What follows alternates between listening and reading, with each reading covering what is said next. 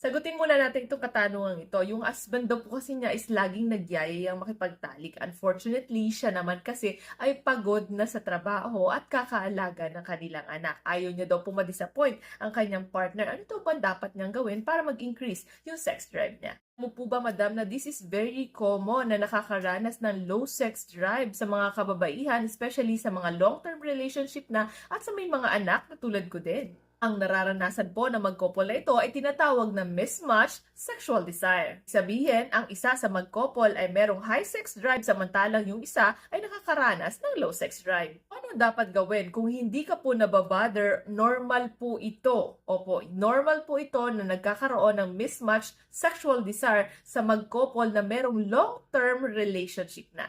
Yon, kung nababother ka, unang-una sa lahat, ang dapat mong gawin is communication. Kailangan mo sabihin ito sa iyong partner na sabihin mong interested ka sa inyong ginagawa. Unfortunately, nagkakaroon ka ng tinatawag na low sex drive. Next, try to schedule your intimacy, mga madami. Sir, di ba nag-schedule nga tayo mag-exercise, nag-schedule tayo ng mag-travel, ano? So, minsan, nai-skip natin yung mag-schedule para sa ating partner para handa nga naman tayo. Di po ba na merong dalawang klaseng desire? Spontaneous and responsive. Spontaneous, para lang to sa mga bagong magkopol. Tititigan mo pa lang, naa-arouse ka na. So, hindi siya nangyayari sa pang-araw-araw na buhay. Dito na pumapasok si responsive desire. This is very common. Ito talaga yung nangyayari sa buhay araw-araw. So, kailangan natin ng physical touch para ano? Para mag-increase ang ating libido. Hindi naman kasi tayo always ready and on the go. Laging tandaan, communication is a must.